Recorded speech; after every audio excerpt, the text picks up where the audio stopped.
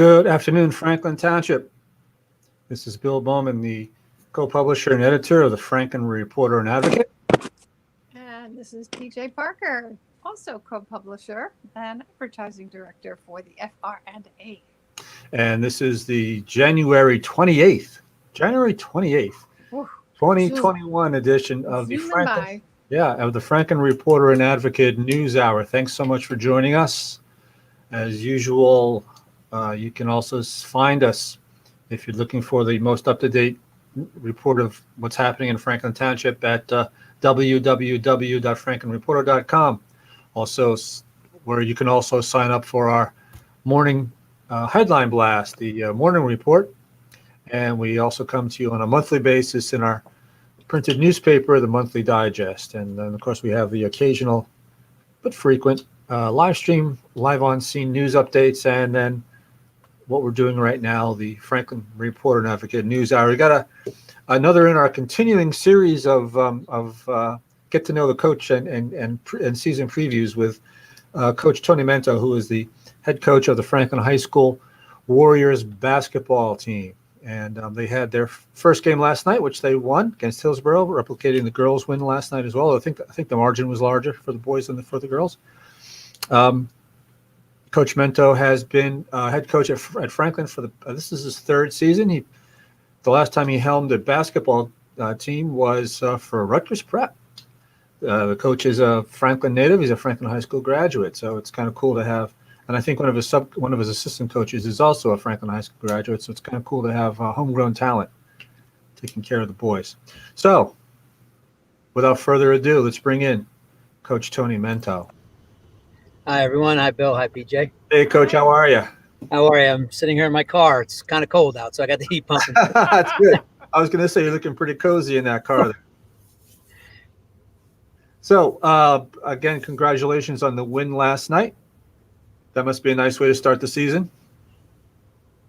It was terrific. It was actually just great to see the kids get a chance to play. You know, it's just been such a I guess, challenging season already with all the things going on, all the new protocols, health and safety, obviously the pandemic. But, you know, I think it's really good as an educator of young people to get these kids for their mental and physical well-being, just to get them into practice, even to be together, to remember what it's like to be a part of a team and not isolated like the three of us are right now. Right. Yeah. You know, that human interaction is really important. So it was great to get on the court, and it was a really nice win. That's good. So, you know, I guess over the past, 4 years, four years really, the girls' basketball team has kind of taken up all the oxygen as far as basketball goes at Franklin High School, and you know, rightly so. They've been outstanding. Folks may not know you as well, so why don't you tell us a little bit about who you are, your experience, and that sort of thing. Well, first and foremost, the girls' basketball team deserved all the headlines. Audrey is phenomenal, and those kids, you know, we get to see them firsthand the last 3 years. You know, I'll be honest, I look around the curtain, I steal a few things from her. She's terrific. And it's just, they deserve everything they get. And it's never, you know, a competition. We all all the programs want to be like that. So we're trying to build something special, and, you know, and I hope they keep having continued success. What do you want to know about me? Well, go ahead. Just your history, you know, you're from high school. So I think you introduced it well. I mean, to relate to being in Franklin, I'm a lifelong resident. My family's been living here their entire lives. The Mento family's been living one way or another through 3 generations through Franklin. My father went to Franklin. My mother went to Franklin. That's actually how they met. My grandparents as well, and all my aunts and uncles. So they're, you know, warriors for life, they say. And what's interesting is, you know, I was an athlete and fortunate to be a pretty high level athlete as well. Coming out of Franklin, I was a baseball player actually, and played basketball as well. Captained that team as well. Tried football, it hurt a little too much, so I stopped that. Len Rivers was the coach back then, and he told me I think too much to be running up the middle. And I said, "You're right, I'm good." But it's just went away to college and came back. Knew I was going to teach and coach. That's what I always wanted to be. Married a girl, high school girl from Franklin. Her name's Missy Murphy. Now it's Mento. So we were homecoming king and queen back then. Oh my Oh, God. my. Very involved. So very involved in the community, let's just say. Interestingly enough, got back here when I first got back out of college, applied for a job at the high school, but there was nothing open. And worked 3 years at a school, special ed certified. Worked at a school for special needs kids, and Rutgers Prep called, which at the time I was like, wow, that's, the other side of town. I knew a lot of guys that went there, knew a lot of friends back in the day, and ended up landing a job at Rutgers Prep. And it's been phenomenal, as far as, my kids were able to go there. I never felt conflicted. It was just something where I tried to work back at the hometown, but there was no job available. Talked about this with the administration. Mm-hmm. And then over the years, I did coach at Rutgers Prep for 11 years, very successful, very fortunate. And kept watching that job open up at Franklin over and over again. And every time it would open, even when they opened the new building, I'm like, I would love to do this. Let me get here. And finally, my kids got older. I stopped coaching my kids and everything. And the job opened up, and I think it's been a match made in heaven. I mean, the administration's great. They have a vision. They've accepted my vision, and we're trying to build the program back to where it was and where it needs to be. And, we got qualified for the States the last 2 years. We hadn't done that in a long time, Wow. winning records. And quite honestly, if this was a normal year, because we did have a bunch of kids opt out, things like that for health and safety reasons, we were ready to be prepared to be a contender in the Group 4. Wow. Yeah. Now you don't only coach basketball, right? You coach other sports as well. Yeah. I was I picked up the soccer thing with my kids. My youngest daughter is actually a college soccer player, and so we picked that club thing up when she was younger, and I ended up being the varsity coach at Rutgers Prep for soccer. We had a very successful year last year, as you probably know. So. Mm-hmm. Mm-hmm. Yeah. So you just got success all over the place. Mostly everywhere but in my household. My two daughters and my wife keep me in check all the time. That's for sure. I can't win a battle there. Now, did I read somewhere that you're a lacrosse coach? No. Okay, that's something else. No, don't know a thing about it. My older daughter did play. I don't understand. I watched the lacrosse game on TV once just to see. I had friends in college who played lacrosse, and I never went to see them. But I watched a game on TV, and I was listening to the announcers, and I heard that they were speaking English. So I knew that much, but the words made absolutely no sense to me. I thought I was having a stroke. I knew they were speaking English words, but I have no idea what you're saying, and I just turned it off. I think I put on baseball instead. You want to watch something you don't understand and will never figure out? I watched 4 years of my daughter's girls lacrosse team, and the rules are very different in the girls and the boys games. They're just very different. And the amount of whistles, the amount of stoppages, the lack of game flow, it was just, and it's a great sport, but when you don't understand it, it's very hard to know why they're stopping. Yeah. And of course, as a coach, and my wife's also from a coach family, we're asking questions that the rest on the sidelines, not even being angry. We're like, why did that happen? Yeah. We still haven't figured it out. So I noticed the same thing with field hockey, because we coach field hockey too. And it's like every 5 seconds they're blowing a whistle. Absolutely. What do you? And then you got. I guess you can only hit the ball with one side of the stick. I mean, just things that seem to me kind of silly, but I guess that's the game. I don't know. They have their reasons for the rules, I guess, but beyond me. So you said some guys opted out. Did you lose anybody? I hate to put the word key, but maybe key in quotes. Did you lose anybody that you said, that really kind of hurt a little bit? Absolutely. Yeah.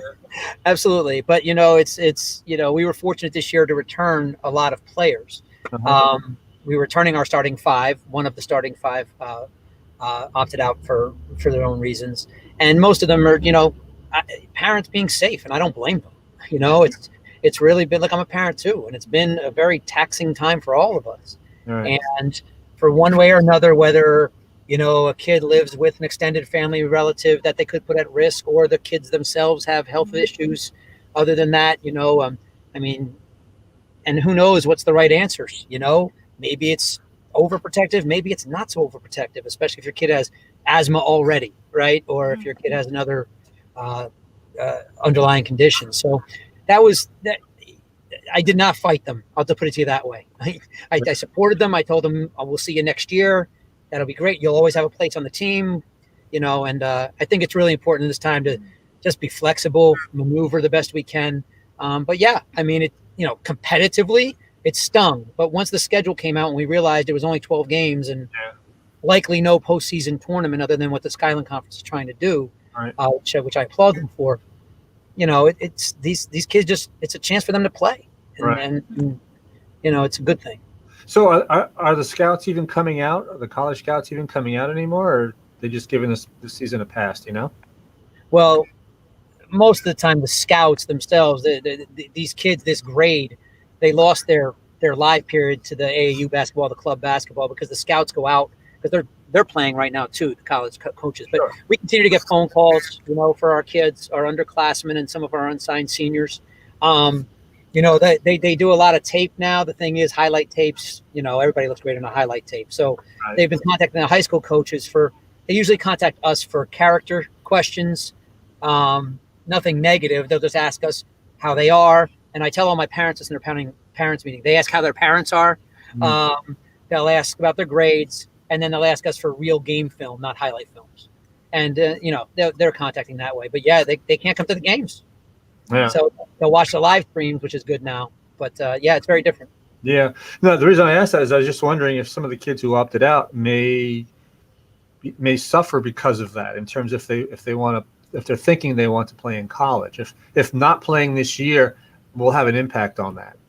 No seniors opted out, and I think the underclassmen will be okay. If things go back to normal this summer, they'll still have their normal recruitment process. Okay. Well, that's good for them. Yeah. Good. PJ, you look like you're itching to say something. I'm just there are several things that I wanted to ask. Do the kids have any reaction to the fact that there aren't any fans that you've noticed? Because and that springs from our attending last night's season opener of the girls team, and I wasn't quite sure. I mean, I'm a performer outside of my Franklin Reporter situation, and I know an audience really does pump you up. These girls were pumped. It had nothing to do with the audience. They were there. They were spirited. They were on the court. They were doing what they had to do, listening to their coach, interacting. They were oblivious to whatever else was going on around them, which I wasn't quite sure how that would manifest. Are you seeing that with the boys? Yes, I think it can go. Big crowds can go two ways, right? And we talked with our kids about this. You think about like the NBA when they did their bubble, right? For people that follow basketball, there were some players in that bubble that played way better than they ever did. Mm-hmm. Shot better, scored better, and then you realize that they're playing basically a scrimmage up and down the court with the coaches and the guys they know, and there's not 20,000 people yelling at them, screaming at them, or even supporting them, because there's also pressure just with fully supportive people. So I do think last night was a good indication, and when you're in it, we don't really hear the crowd anyway. I don't. Exactly. I know you're oblivious to it to a degree. Yeah, and it's unlike a performer in the performing arts. You feed off the crowd and things like that. My daughter is a drummer person. Well, you feed off the ones who are interacting with you. Yeah, and the kids want to play so bad. Yeah, the kids want to play so bad. That energy, right? Yeah, they want to play so badly. If the benches, and I got to peek in the girls' JV game before we left, and even that was just. You could see that we're all we got, right? Mm-hmm. And I do think I'm a sports parent too. I grew up a sports parent as well. And I do think that most of the parents, not just Franklin parents, most parents in general want to do the right thing, but we get so caught up in emotions and moments that even those that are there being supportive, sometimes the kids feel pressure. Exactly. Because they want to please them and do well, even if they're not saying a word. So I think that the empty gym actually helps their performance. I was going to say that probably is just obliterating some of the distractions that are allowing them to focus on what their strategies are and getting the game done. On the flip side, and this is not being PC, I'll just tell you how it is. I feel for our senior parents. I do. It's You their know, last year. Right? yeah, and just to be able to come in and watch your kid play and and just the joy of that, because I don't have that anymore. I have an empty nest, and I miss it every day.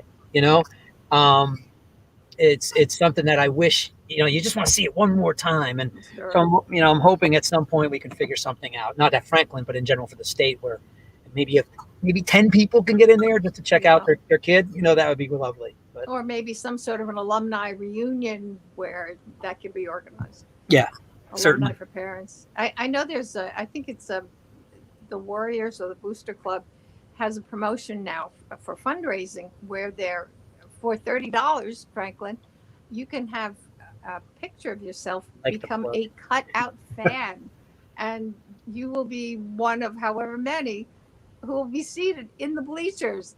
And I just think that's one of the coolest things I've ever heard. So we're gonna try to encourage that. I don't know if there'll be people behind them doing this, but I thought that's just such an innovative way, not only to fundraise, but to give the spirit, the happiness, the joy of, we know there aren't real fans here, but we're still going to give you something. So it's amazing in so many areas how we as a society have adapted with what's going on with this pandemic, and these Agreed. Kids are so resilient. Agreed. Just it's wonderful.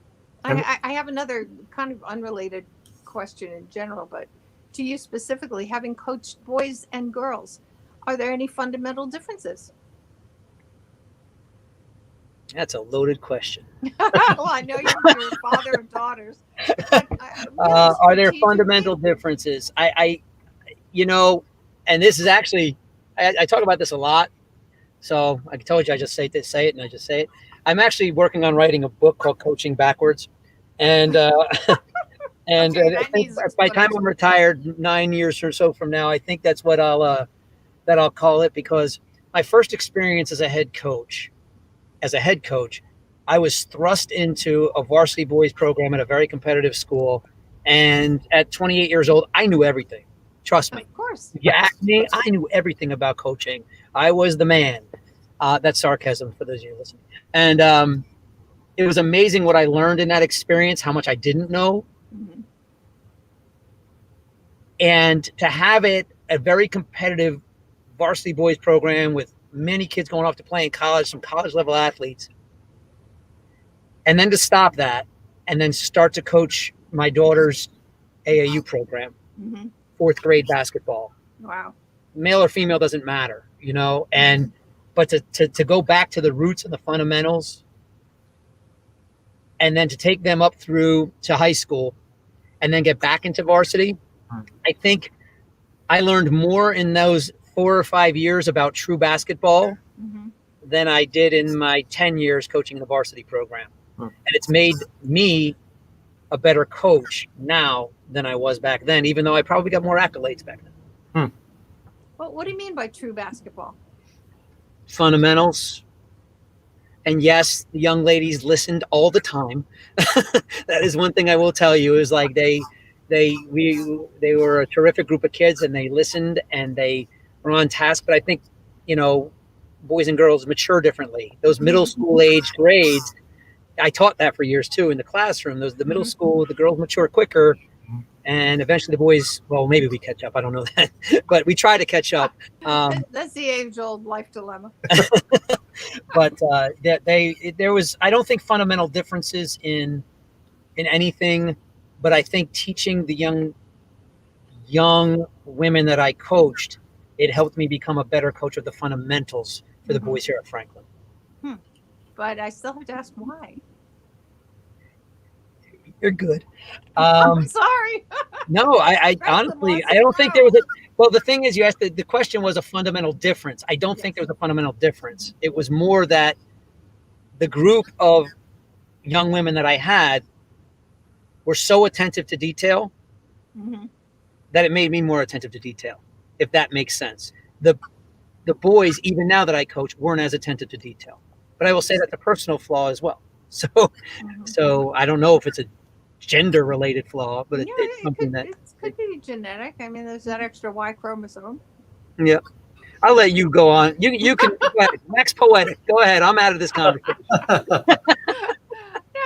interesting because I've watched boys play, I've watched girls play, and if you factor in hairstyles, or if you don't factor in hairstyles, I don't see a difference in execution. I don't see a difference in style. I don't see a difference in demeanor and respect for the teammates. I don't, and again, I'm not a sports professional. I don't see a difference on that court. And that's, I was very curious as to, from a coach's perspective, if there was a different learning curve or a different execution. But as a lay person observing, I'm seeing the dedication, I'm seeing the intelligence, I'm seeing the strategy unfold.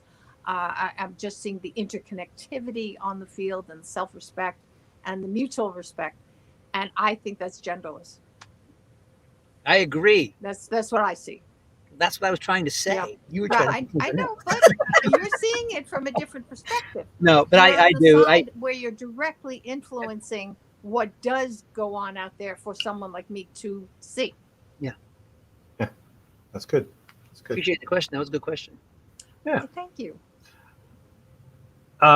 Pivoting over to the team, talk a little bit about your guys. I mean, who should we be looking at? Who should we be looking for? Who do you think is going to do big things this in a really short season? But who do you think is going to do some pretty big things? Well, obviously, we don't like to talk about individuals too much, so I will say that since you asked the question, I will answer that. But the kids, they've been working their tails off. I'm not going to lie, and it's been really interesting to watch them because Franklin has been for the most part remote since March, right? There's some hybrid thing like that. So the kids say they're working out, but they got in the gym and they were pretty out of shape when we first started. So to watch them, and they knew it, they were like, "Coach, I'm really not in shape." But to watch them develop and get better, even our reserves, and they're actually the most important people on the team. And I tell them that all the time because there's our gold team. Those guys every day bring it, and they'll have to run what the other team's running. They'll have to be the scout team. But they bring it, and they bring so much to the team that I mean this. A lot of coaches say it, but everybody's important. Everybody's important. Right. Exactly. I've coached teams where people felt unimportant, and it was my job to make them feel important. Right. These guys are all important because they're doing it together, and they're a pretty good group. Mm-hmm. As far as returning players, again, we returned a lot of our rotation.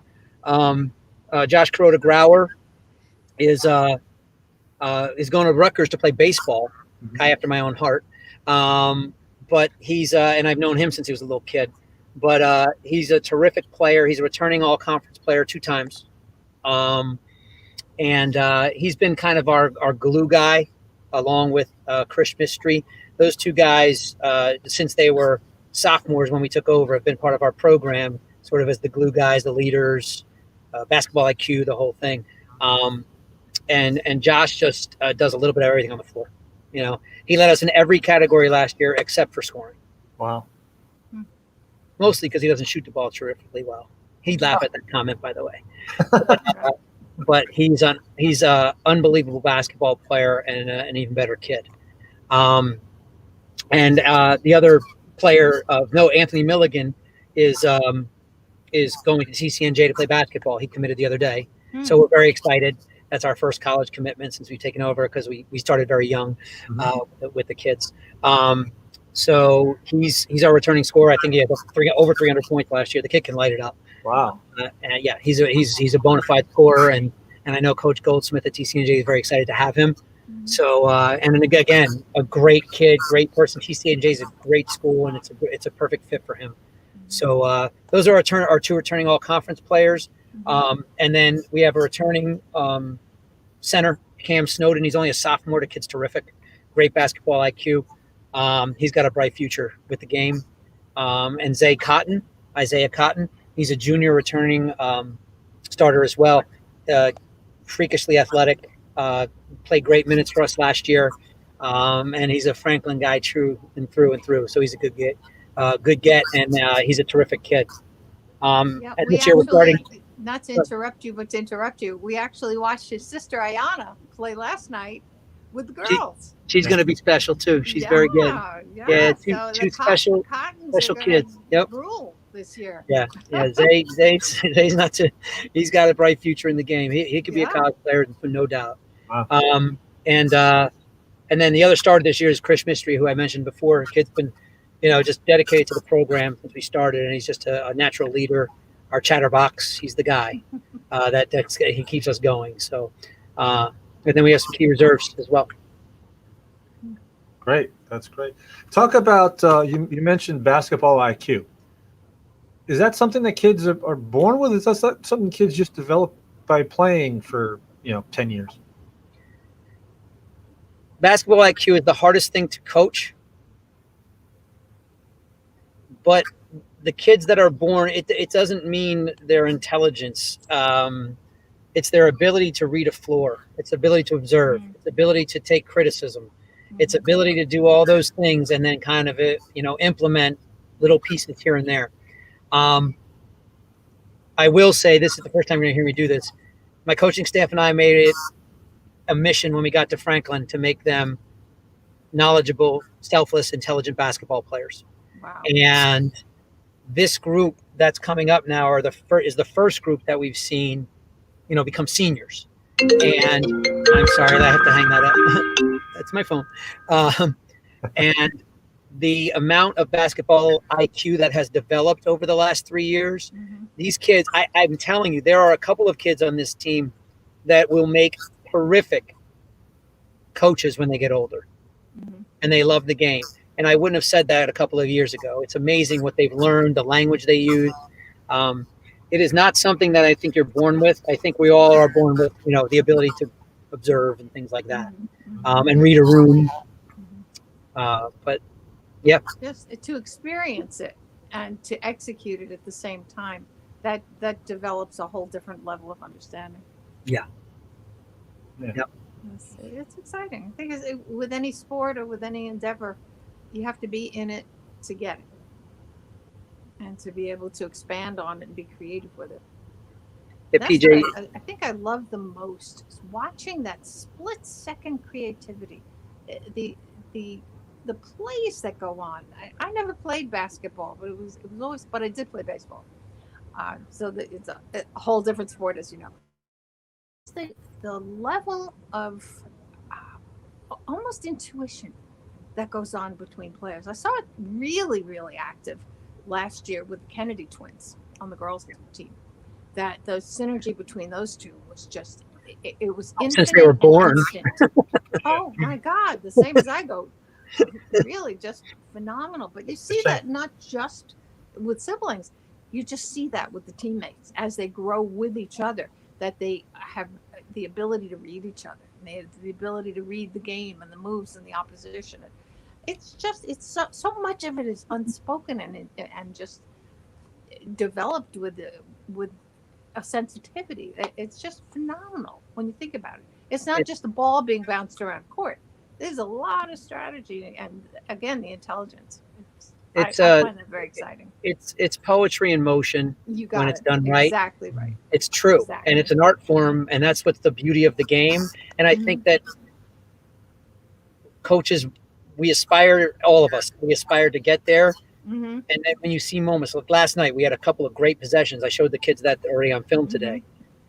It was the ball, there was no dribbling, everyone touched the ball, and we get a layup. Wow. And those snapshots, that's what you're referring to. It's like the kids with the high IQ can have a snapshot, like our old 8mm cameras that they don't know about. And they can take that and they can put things in frames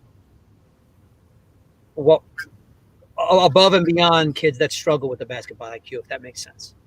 And when you get 5 kids that can take those snapshots and take the same pictures, it's really beautiful. It really is. That's what you love about the game.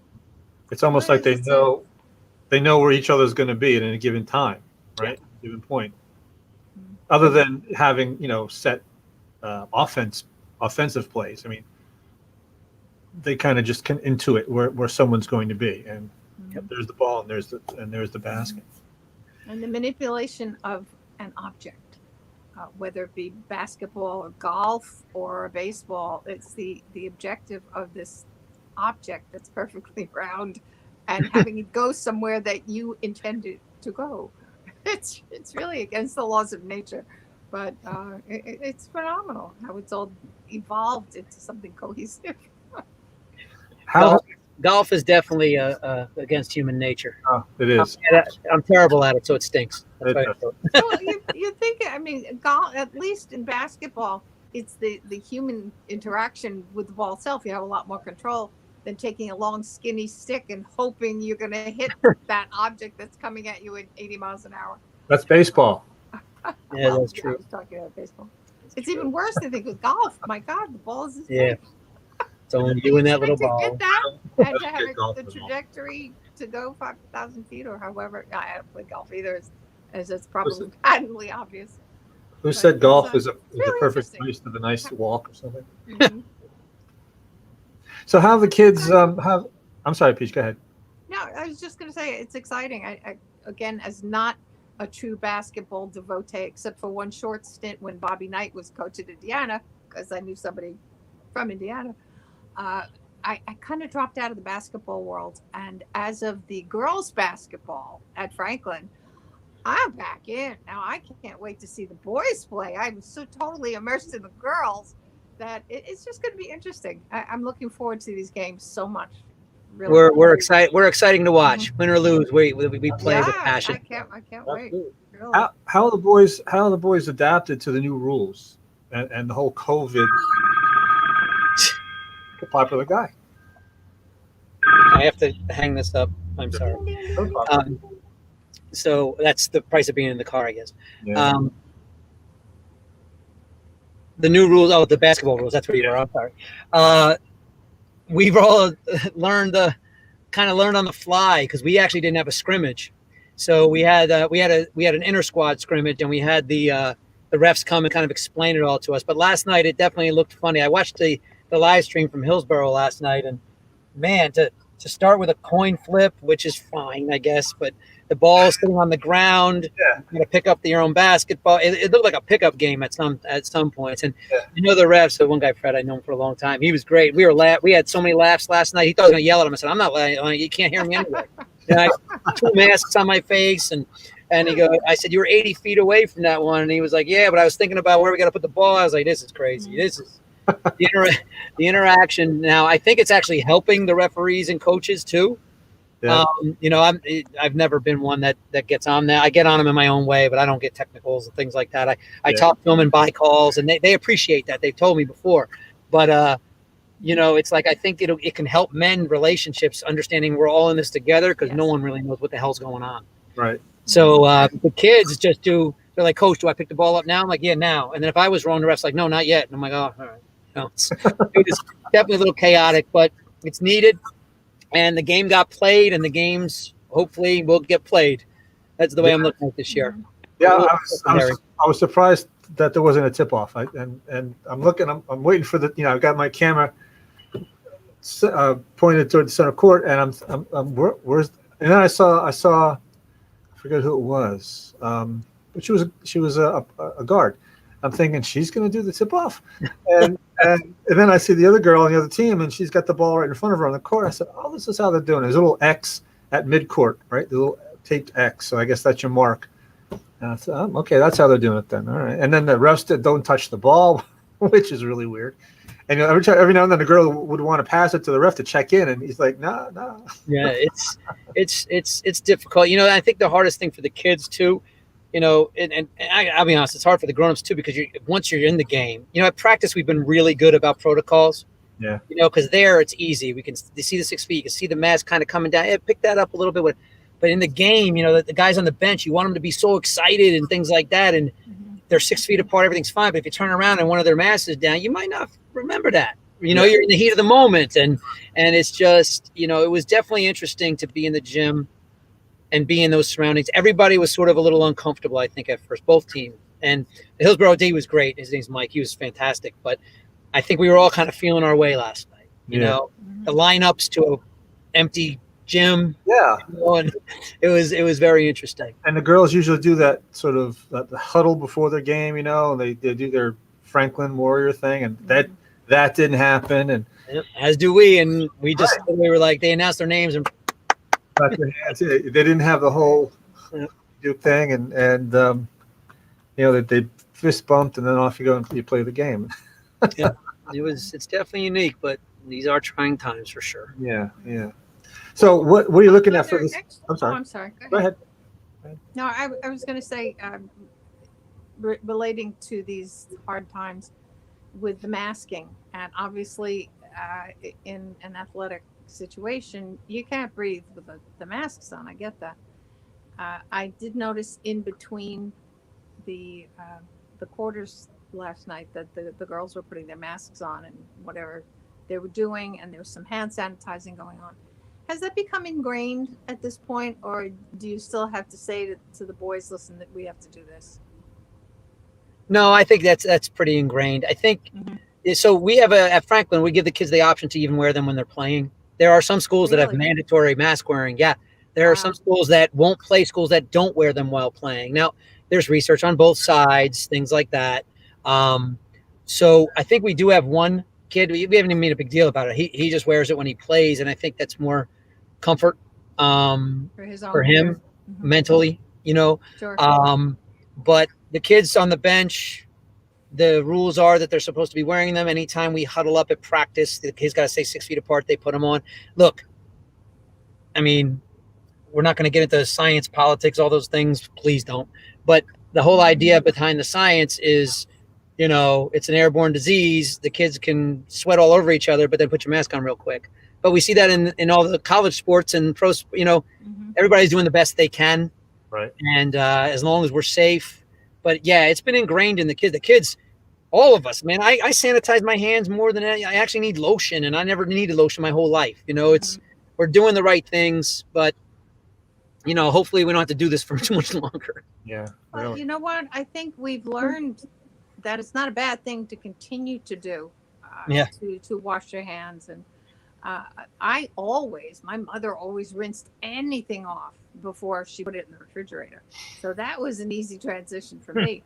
But now I'm rinsing things off before they go in cabinets, and I'm extra wiping at home, I'm talking about.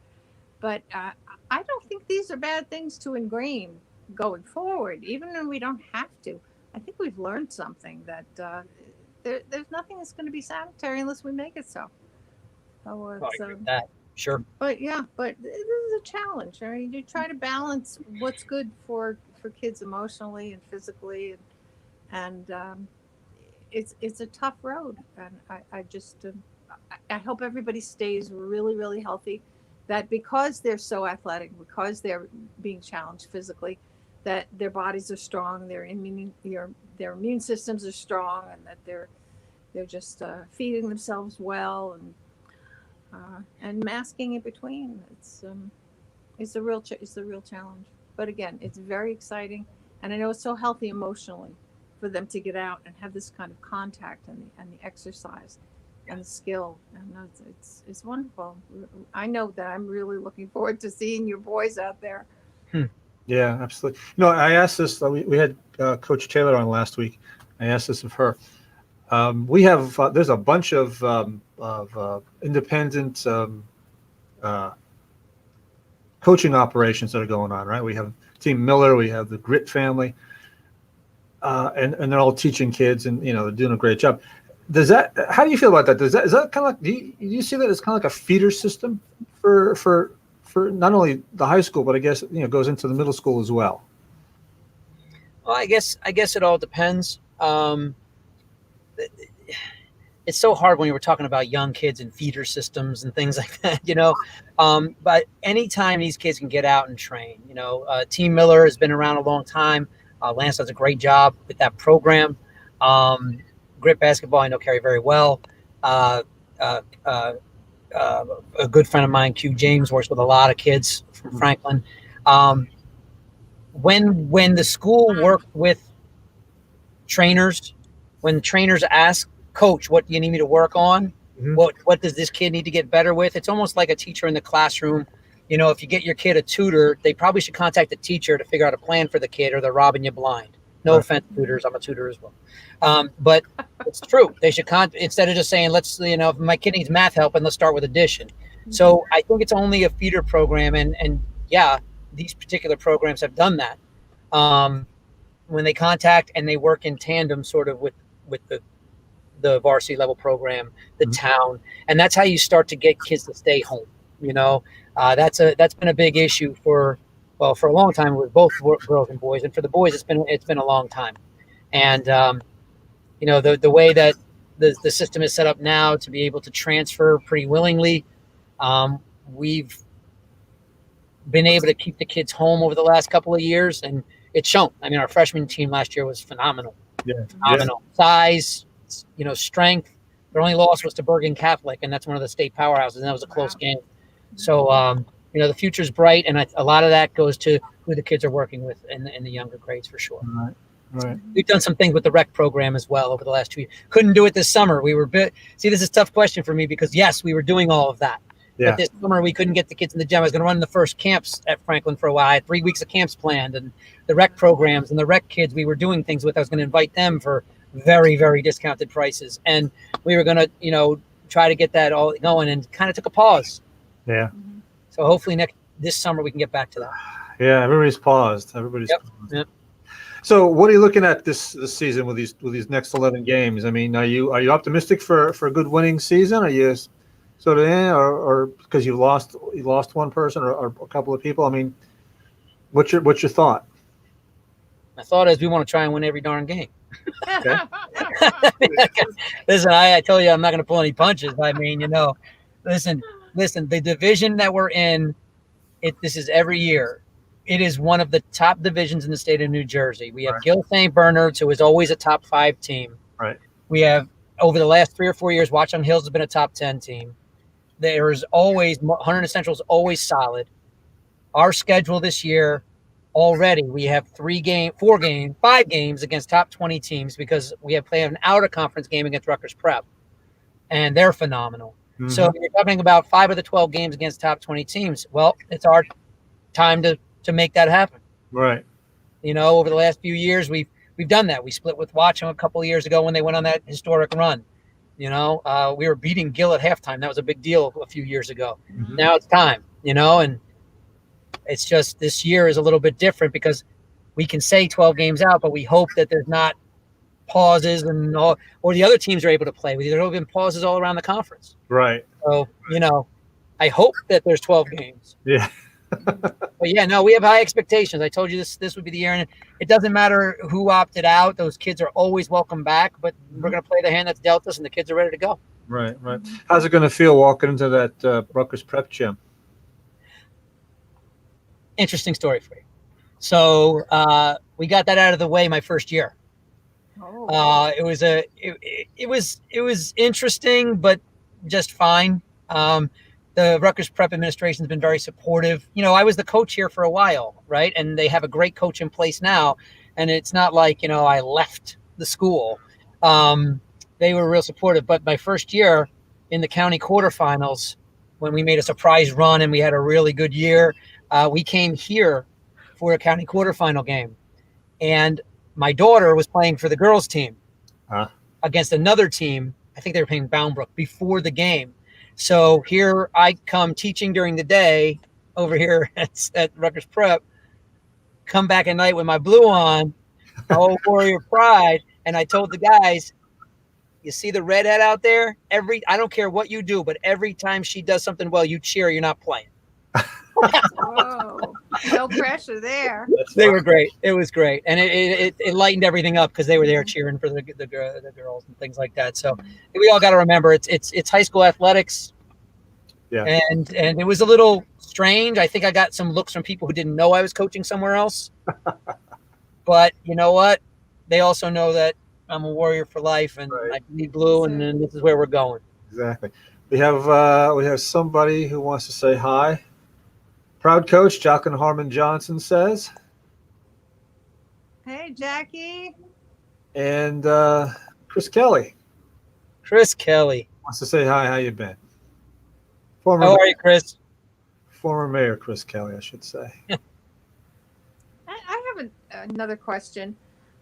When you said high school basketball, do you work with the coaches from the middle schools for up and coming players? And how much transition do you actually get from middle school? I mean, kids are playing at the two campuses. Do many of them just transition naturally and easily into Franklin High School?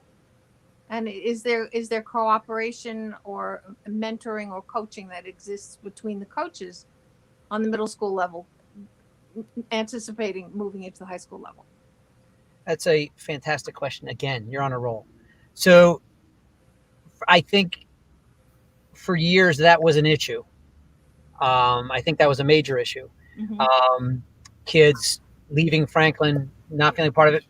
I don't know what the prior coaches did. They all did a great job. But for me, it was very important when I spoke with Mr. Margolin and Mr. Brito before I took over the job that if we're going to build a program, it's got to start from there.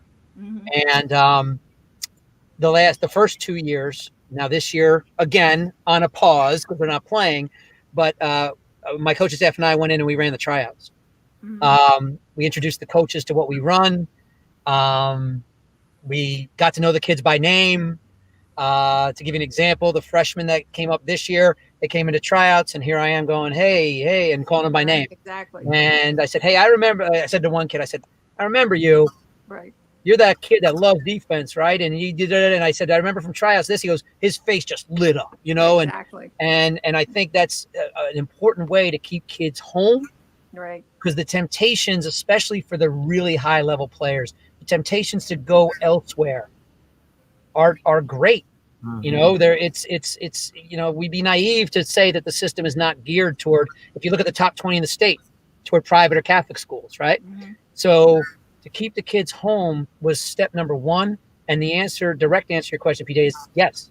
This is, and we've gotten, like you said, we learned something from the pandemic. We've gotten an even luckier break in that way this year where there was no middle school sports because now the two coaches in the middle school, have moved up, and one is working with our JV team and one's working with the freshman team. So they're going to learn even more about what we do and take that down to the middle next year. That has to make a tremendous opportunity to transition and take some of the apprehension out of the middle school kid who maybe has a little bit of fear about moving into big time basketball at the high school. So you've kind of eased that transition. Yeah. And it's great. It's great to see them come up with smiling faces coming up and knowing that someone knows them. Yes, and I think it goes a long way with families too, in my opinion, as a parent, it goes a long way with families. If they know there's a point of contact and you care about my kid. Exactly. Yeah. That's what it always boils down to. The interpersonal relation and the development of understanding of who these kids are. Sure. And what their strengths are and what their weaknesses is and how to develop all of the above. We of course build the excellence, but if there are, for lack of a better word, weaknesses, to find out what they are and see how we can turn them into successes, and just that they have the confidence that they can. And it's one of the best things I ever learned from the Warriors for Life Foundation, which is Nick and Rebecca Solomon and Adrian and Darren Plummer. And their credo is every child is one adult away from success.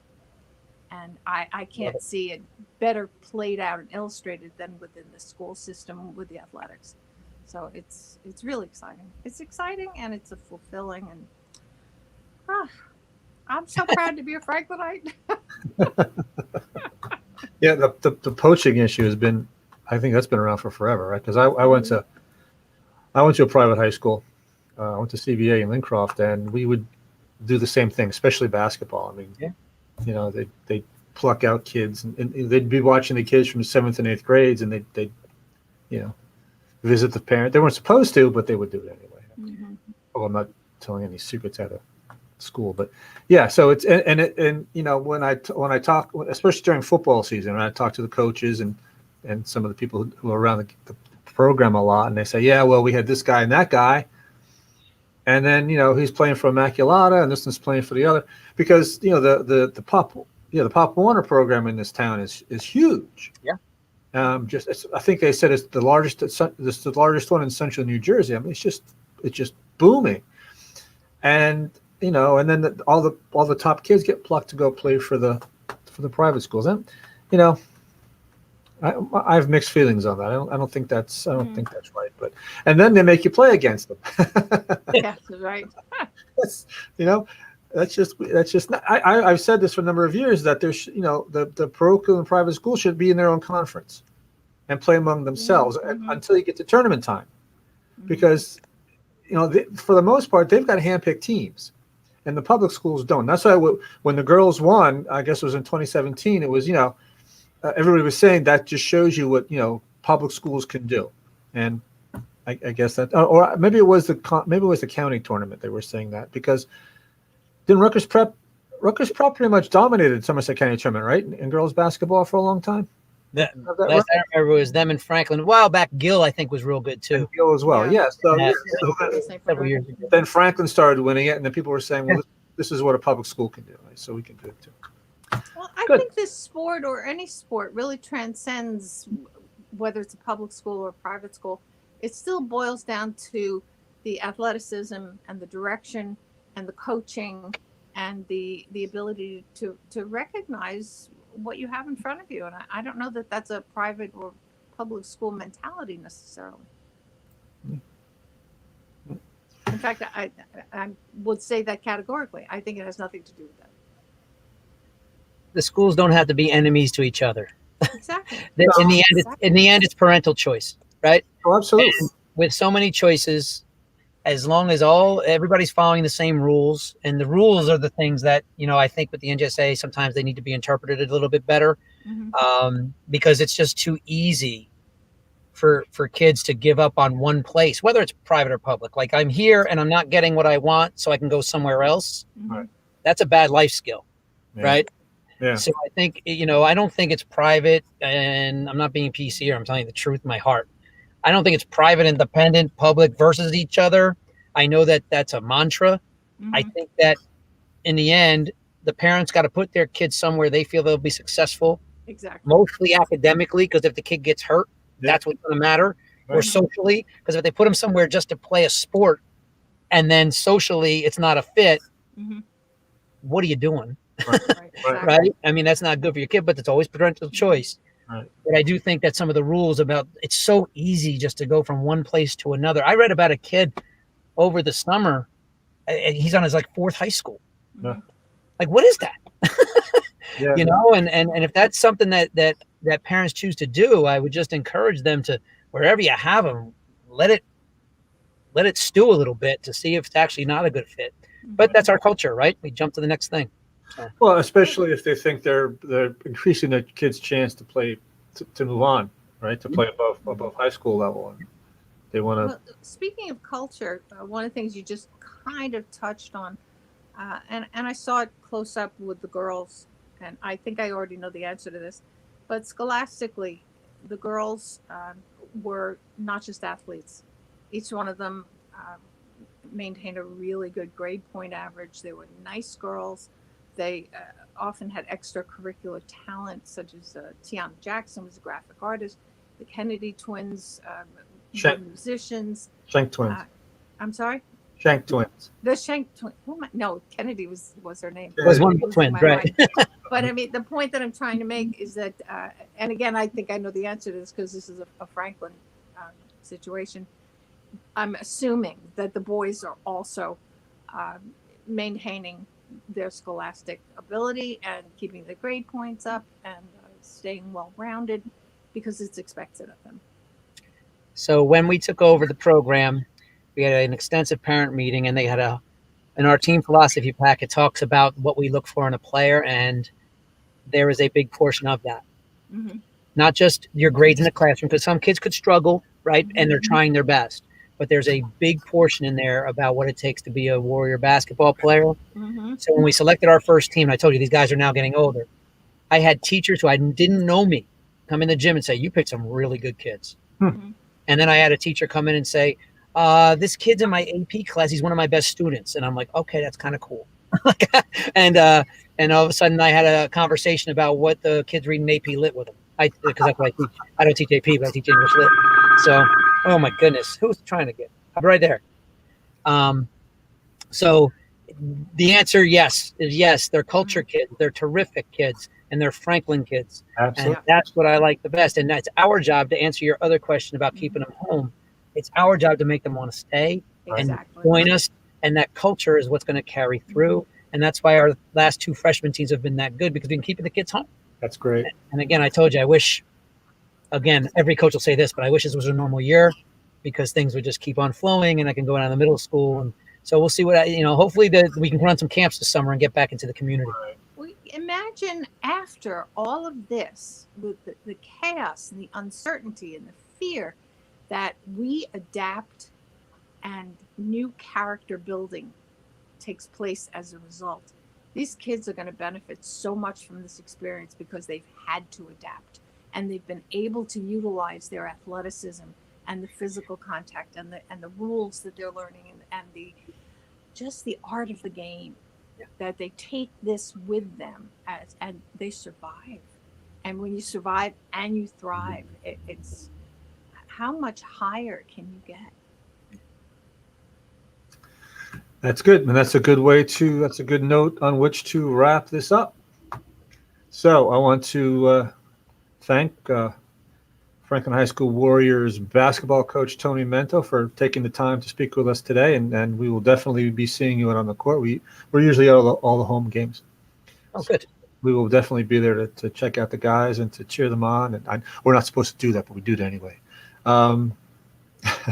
So again, Coach Mento, thanks a lot, and good luck with the rest of the season, and hopefully you'll get your wish with those summer camps, and that would be fantastic. Thank you both, and let's go Warriors. You got it. Go Yes, Warriors. you got it. All right, We'll take see care. you at the next couple of games. All right, take care of yourselves. Okay, thank you. Thank you very so much. much for your Bye-bye. time. Okay, that was fun. He's a nice guy. Wow. I'm so excited now. I got so wrapped up in the girls over these last couple of Well, years Yeah, that I really did not take the time to get to know the boys team. And I'm interested to see if there are more differences than there are similarities. And I suspect that there'll be more similarities. yeah. Except for clothing, maybe. Yeah. No, that's basically Well, I guess the clothing is almost the identical. uniforms are the same. Yeah, it's just Right. Well, the girls dominated the past few years, so Definitely. that's just how it was, and rightly so. And they were just they have a fantastic program going on, and then it sounds like the boys are going to be right up there too. So Mhm. that's going to be great. It'll be fun to have, and I'm a basketball player, so I think that's my favorite sport. I love baseball. I was never really, really good at it, but I did have a little bit of success playing basketball, and when I was a kid. So I have sort of a natural tendency to lean toward that sport, and it'd be cool to have a high school basketball dynasty in Franklin Township. And Yes. back in the that 90s, would they be- had a football keeping. dynasty going on, and it'd be really cool to have a basketball on both boys and girls. That would be very nice. And the key to that, as he kept saying, is keeping the kids home. Right. Keeping them out of the private schools and Well, keeping them motivated that the programming is going to be advantageous, that they get a good foundation as they start in the middle schools. kids. Is there? I should have asked him because I should know this, but I don't. Do the elementary schools also have a program? No, they may have. I think they have. Or does it intramural. start in middle school because of They have- physical readiness? Yeah, they have I believe they have intramural sports in Yeah.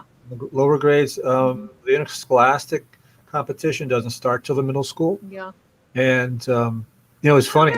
Yeah, right. I don't know what I'm talking about. Of What- course, there's basketball and sports in the big. When we first started covering sports, Adriana Miller was playing for the high school, and Buddha? Buddha, they called her Buddha. Yeah, that was because she They call she her- was a chunky kid. So Oh my gosh! They So should her- see her now. her nickname was Buddha. But anyway, Adriana was, just tearing the court up, hitting those threes, and Mhm. she was the all-time leading scorer, Mhm. boys and girls. And I don't remember who I was talking to. It was somebody who not with the program, but just a follower of the program. And he said to me, you think she's good? You ought to see her sister, Diamond. Wow. She's in the 8th grade. You should see her play. And Wow. look what happened, right? Bingo. Diamond Wow. broke her sister's record. So Dynasty.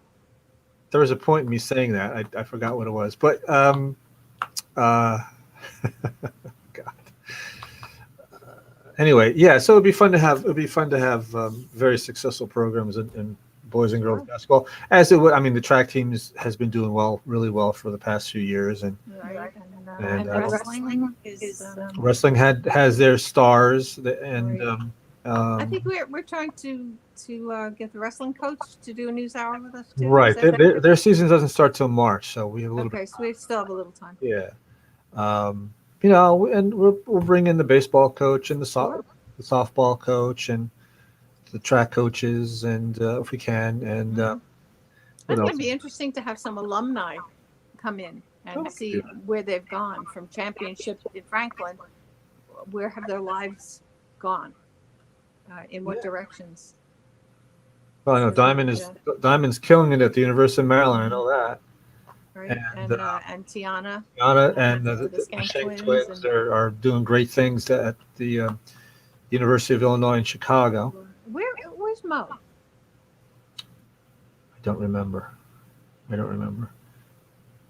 I remember Coach Taylor making mention of the fact that she comes back to visit. Yeah, I've seen her a lot. Yeah, she comes back to yeah, cheer on her. She was a pivotal part of that 2018 team. 17. 17 was it? 17? Yeah, 18? she That's was. right. 18 She was underneath, she and was- right. that was Mo's spot. You were Yeah. past her. That's for sure. Very fun. It would just be interesting. I mean, and they keep contact with each other. They've developed such friendships and such camaraderie. That's what happens when you're in a team like that. You're sweating Yeah. together. You're Yeah. going through the painful things together. You're winning together. You're losing together, and it's Right. a bond. I mean, The it's power of the team. I think that's what parents are really so concerned about now, getting the kids back to school, because they need that socialization and that purpose, that conjoined purpose to succeed. That they need each other. I think it's hopefully we keep everybody safe, and that it can continue to move in a direction where we can continue to grow these young people. Yeah. Yes, it's exciting. absolutely all right. Well, Frank, Wow. that was a good news hour. We got to know Coach a little bit. Got to know about his philosophy about coaching, and just about him personally, and the fact that he is a Franklin boy, and that's a good thing. It's always good when you have homegrown talent Mhm. coming back and teaching your kids and coaching your kids, because they have that extra little oomph in them. It's a little Yeah. more. They have that pride factor Right. that they want to do good for the town because it's their town too. And for the kids. And it's, I said so when we interviewed Coach Taylor. There's such a difference in the level of coaching that we see here, in that they're with the kids. They're not against the Sure. kids. They're not behaving in a punitive manner. And we've seen some really horrific coaching styles as we've gone from so many of the tournaments. And I just wonder, how do they do that? How do their consciences collectively allow them to berate players when their whole purpose is to edify, to bring these kids up so they can achieve their own personal bests? And that's what you see in Franklin.